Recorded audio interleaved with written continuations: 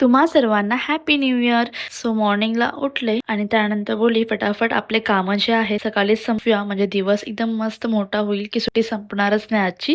मग कालच्या ब्लॉगमध्ये तुम्ही बघितलं असेल, मी एक प्लांट आणला होता. न्यू न्यू इयर आहे आणि न्यू स्टार्ट तर केलंच पाहिजे म्हणून एक प्लांट आणला होता. सो त्याला मी लावलं कुंडीमध्ये आणि उरलेली माती होती. त्याचा विचार केला की मी काय करू. मग बाकी कुंडीमध्ये पण थोडीशी माती कमी पडली होती. मग त्या कुंड्यांमध्ये पण माती ऍडजस्ट केली आणि सर्व कुंड्यांना टाकलं खत. बिकॉज 1 मंथ झालेला मी झाडांना बिलकुल खत दिलं नव्हतं. मग मी आठवणीने आणलं आणि पाणी दिलं. पाणी दिल्यामुळे झाडं माझी खूप टवटवीत दिसत होती.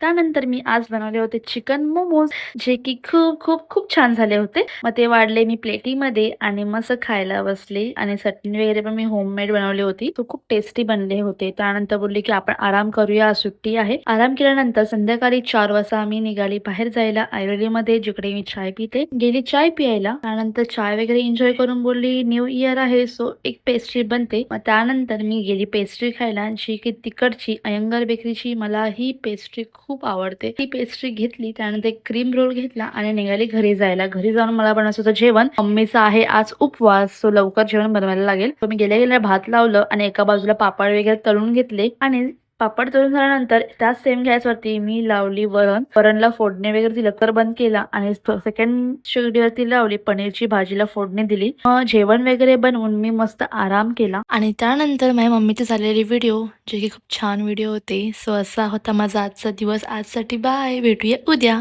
बाय.